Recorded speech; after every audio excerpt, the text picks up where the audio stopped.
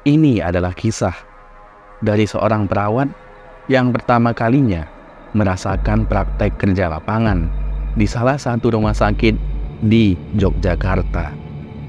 Hari ini, Dina kebagian shift malam.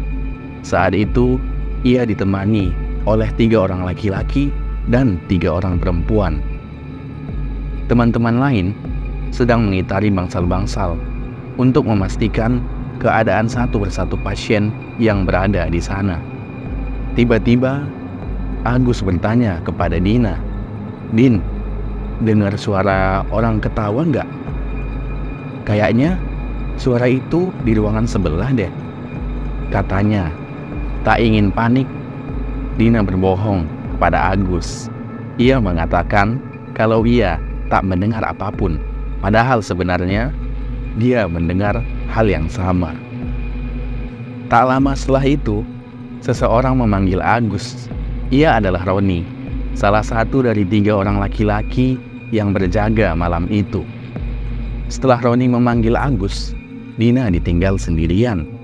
Malam itu, Pak Satpam yang biasa berjaga di dalam pun tidak ada. Suara langkah kaki terdengar ramai. Dina berpikir beberapa orang akan datang menemaninya. Namun, setelah ditengok ke sumber suara, Dina tak melihat siapapun di sana. Bingung, merinding, dan keringat dingin. Semua perasaan bercampur aduk. Kaki pun jadi sulit bergerak. Namun, saat-saat seperti itu, Dina harus ganti pembalut. Terpaksa, Dina berjalan agak cepat ke toilet dan langsung mengganti pembalutnya. Setelah selesai mengganti pembalut, Dina membuang pembalut yang sudah dibungkus sedemikian rupa ke dalam bak sampah. Saat sedang mencuci tangan di wastafel, Dina berkaca dan tiba-tiba terdengar suara bak sampah yang terjatuh dan terlihat pembalut yang sudah dibungkus itu terbuka. Di sana, Dina melihat dengan jelas sesosok perempuan berpakaian putih, berambut panjang, dan wajah yang pucat. Perempuan itu menyeret badannya dan menjilati pembalut yang sudah dibuang. Padahal, Dina sangat yakin ia telah membersihkannya. Setelah selesai menjilati pembalut, perempuan itu menatap Dina. Dina terdiam, tak bisa lari maupun bergerak. Tiba-tiba, Dina terbangun di kerumunan teman-temannya di ruangan yang berbeda.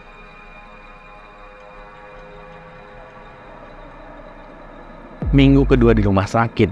Saat itu Dina bersama Sasa. Seperti biasa, piket malam, mengitari bangsal-bangsal, dan memonitor pasien-pasien. Karena rumah sakit yang cukup luas, keduanya pun agak lelah. Setelah keluar dari ruangan pasien, tiba-tiba Dina mencium bau melati. Lantas, Dina bertanya kepada Sasa. Ternyata Sasa juga mencium bau yang sama. Keduanya saling menatap dan membuat prasangka dalam pikirannya masing-masing. Lalu jalan bergandengan tangan, saling menguatkan diri agar tidak terlalu merasa takut. Tiba-tiba di persimpangan lagi, Dina dan Sasa melihat seorang perempuan memakai baju pasien sedang berdiri di lorong sebelah kanan. Lantas, Dina dan Sasa menghampiri pasien tersebut. Dan saat Dina sudah mendekat, tepat di belakang perempuan itu, Dina bertanya, "Permisi mbak, kok malam-malam di luar? Kenapa ya?" tanyanya. Pasien tersebut tak menjawab, menengok pun tidak. Mengetahui respon itu, Dina mengeraskan suaranya, karena barangkali perempuan itu mungkin kurang mendengar perkataannya. Agak gugup, Dina melihat perempuan itu menggerakkan kepalanya perlahan. Tak ada yang aneh. Dina sedikit lega, tapi juga heran karena wajah perempuan itu yang sangat pucat. Melihat respon itu, Dina bertanya di mana kamarnya, yang kemudian akan mereka antar. Perempuan itu pun menunjukkan arah tempat yang ia maksud.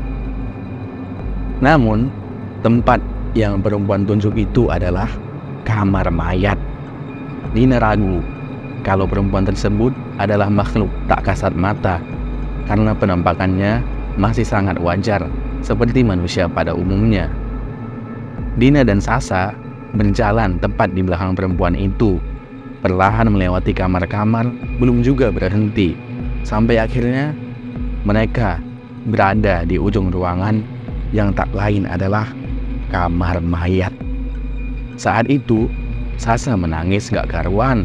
Terlihat sepeda rumah sakit berjalan mendekat. Agus dan Roni di sana sedang mengitari ruangan-ruangan. Dikira akan menghampiri, ternyata keduanya pergi menjauh dengan raut muka yang tegang tanpa menyapa sepatah kata pun.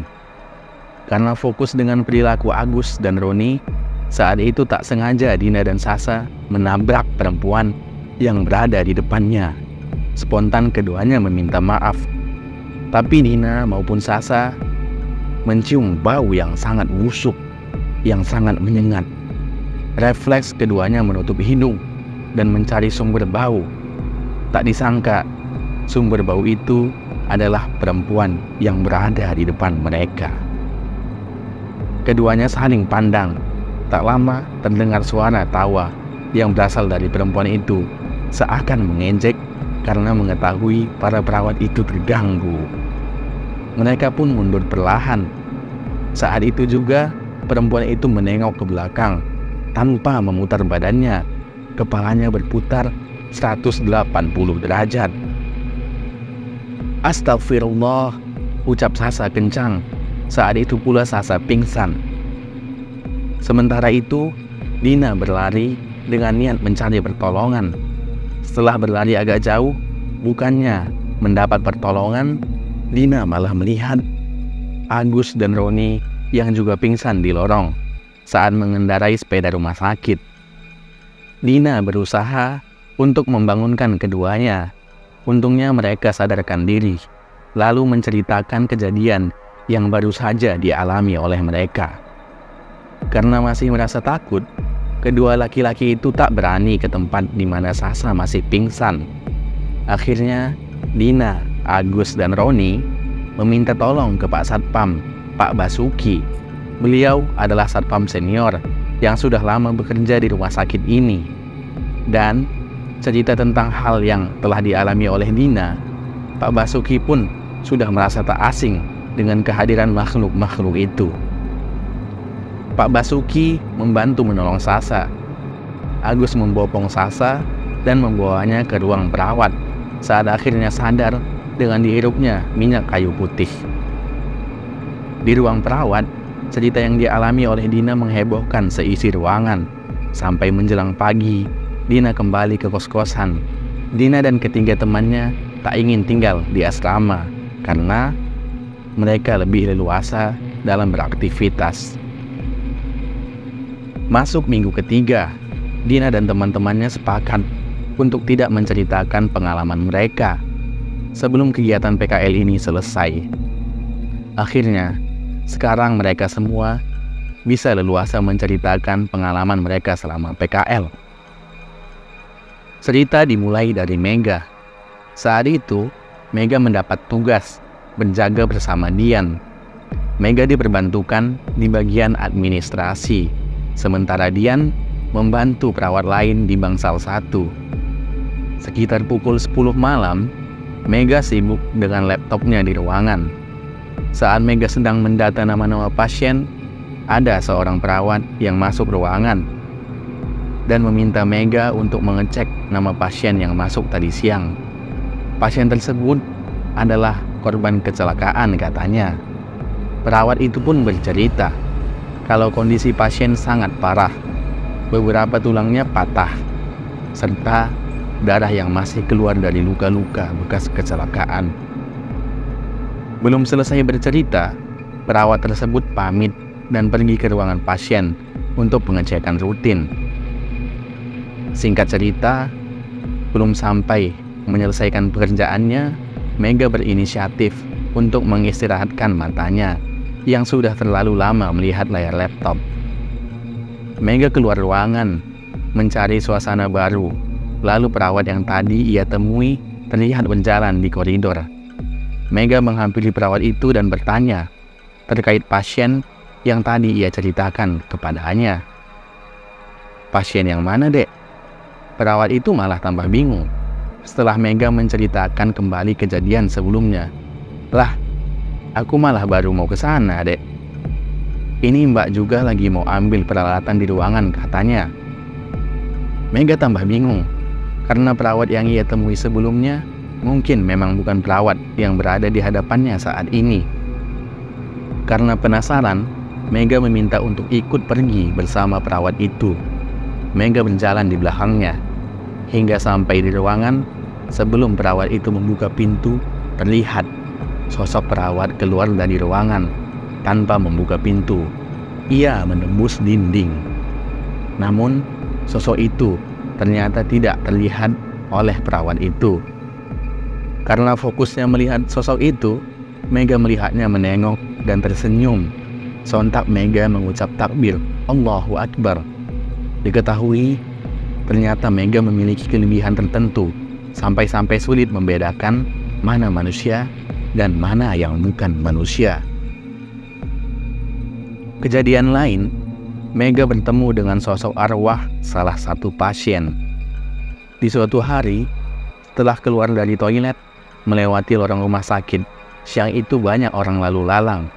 Saking banyaknya orang, ruangan-ruangan lorong terasa penuh dan sesak, karena bukan hanya manusia saja yang sedang beraktivitas di sana. Ada beberapa sosok berpakaian compang-camping, berbau amis, berbau busuk. Tapi, karena Mega dapat menghindari diri dari gangguan tersebut, ia tak sampai diganggu oleh makhluk-makhluk itu. Suatu saat, ia melihat seorang pria berkepala 4 berdiri di depan ruangan pasien. Karena Mega memiliki firasat kalau itu bukan manusia, Mega hanya berlalu tak peduli. Tapi nyatanya, pria itu mengikuti Mega. Setelah melafalkan doa-doa, Mega sengaja masuk musola, berwudu, dan memakai mukena. Lalu Mega berusaha membuka komunikasi dengan pria tersebut.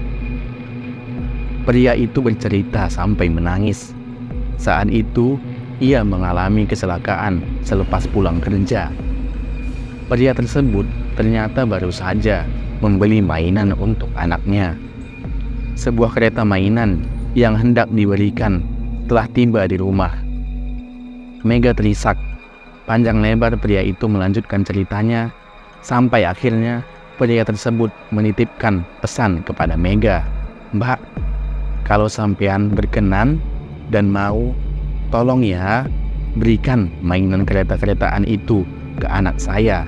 Saya nggak tega lihat anak saya nangis." Kurang lebih begitu yang Mega pahami. Badan pun terasa lemas karena komunikasi itu. Mega menyanggupi tanpa berharap imbalan.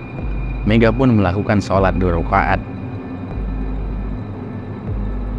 Setelah selesai sholat, dilihatnya kereta mainan. Mega merasa perlu menuntaskan amanat itu secepat yang ia bisa. Sampai di depan ruangan pasien, Mega melihat seorang perempuan dan anaknya yang sedang menangis. Beberapa perawat menunggu di sana, sedangkan Mega menunggu di luar. Tak lama, pasien berpindah ruangan. Perempuan dan anak itu pun keluar ruangan. Mega menghampiri keduanya. "Maaf Bu, bisa bicara sebentar?" ucap Mega. Perempuan itu pun menyimak semua cerita yang Mega sampaikan. Mereka duduk di kursi panjang dekat loket pembayaran. Orang-orang lalu lalang beraktivitas seperti biasa. Akhirnya, Mega memberikan mainan itu kepada perempuan itu. Betapa sedihnya perempuan itu. Perempuan itu pun menanyakan keberadaan sosok suaminya. Mega menyampaikan kalau pria itu sedang berdiri di ujung batas antara koridor dan ruangan tempat mereka bernaung. "Bu, maafin Bapak kalau selama Bapak hidup bersama selalu merepotkan dan menyusahkan. Bapak titip Dito, jaga Dito baik-baik dan ikhlaskan kepergian Bapak," pesan terakhir pria itu. Demikianlah sebuah cerita pengalaman praktek kerja lapangan di salah satu rumah sakit di Yogyakarta. Kalau kalian gimana guys? Ada yang pernah punya pengalaman menyeramkan di rumah sakit? Lebih serem dari ini? Atau belum pernah sama sekali? Silahkan tulis di kolom komentar ya. Terima kasih sudah menonton.